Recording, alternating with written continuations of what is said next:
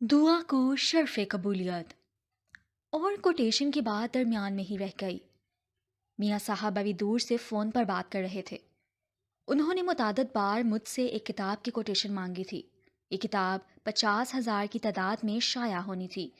میری یہ ذمہ داری بنتی ہے کہ میں کتاب کو شائع کرنے سے پہلے پڑھوں اور دیکھوں کہ جو کتاب ہم پریس میں بھیج رہے ہیں اس کا مواد بھی درست ہے کہ نہیں۔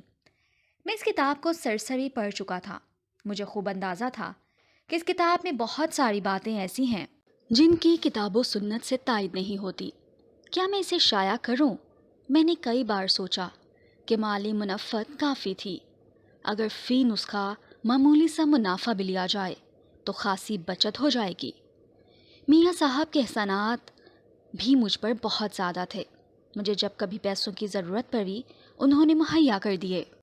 ٹیلی فون کی گھنٹی بج رہی تھی۔ مجھے معلوم تھا کہ میاں صاحب فون پر ہیں اور مجھ سے کوٹیشن کا پوچھیں گے، اور پھر میری نگاہیں آسمانوں کی طرف اٹھ گئیں۔ یہ چند لمحات تھے، یا اللہ میں میاں صاحب کو راضی کروں یا تیری ذات کی رضا حاصل کروں۔ میں نہیں چاہتا تھا کہ میاں صاحب ناراض ہوں۔ اب تیری ہی ذات ہے جو میری اس مسئلے میں مدد کر سکتی ہے۔ میں نے دل ہی دل میں دعا کرتے ہوئے فون اٹھایا۔ میاں صاحب سے گفتگو شروع ہوئی۔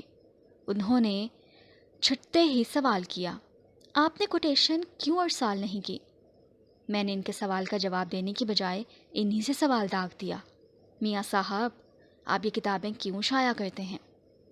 حسب توقع جواب ملا، اللہ کی رضا مقصود ہے۔ میاں صاحب یہ جو آپ اتنی محنت اور کوشش سے کتابیں شائع کرتے ہیں، کیا ایسا ممکن نہیں کہ ہم ان کتب کو شائع کرنے سے پہلے کسی عالم دین سے ان کا مراجعہ کروا لیا کریں، تاکہ اگر اس میں کوئی ایسی بات ہو جو کتاب و سنت کے خلاف ہو تو اس سے نکال دیا جائے۔ ہم کہیں غلطی سے کوئی ایسی بات شائع نہ کر دیں جو اللہ تعالیٰ کی ناراضگی کا سبب بن جائے۔ میں نے بڑی محبت سے گزارش کی۔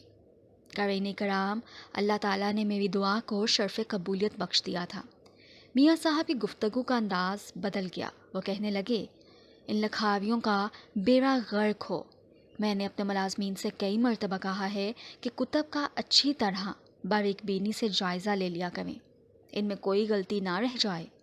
پھر بات لمبی ہوتی چلی گئی اور کوٹیشن بیچ میں ہی رہ گئی۔ الحمدللہ میری دعا قبول ہو چکی تھی۔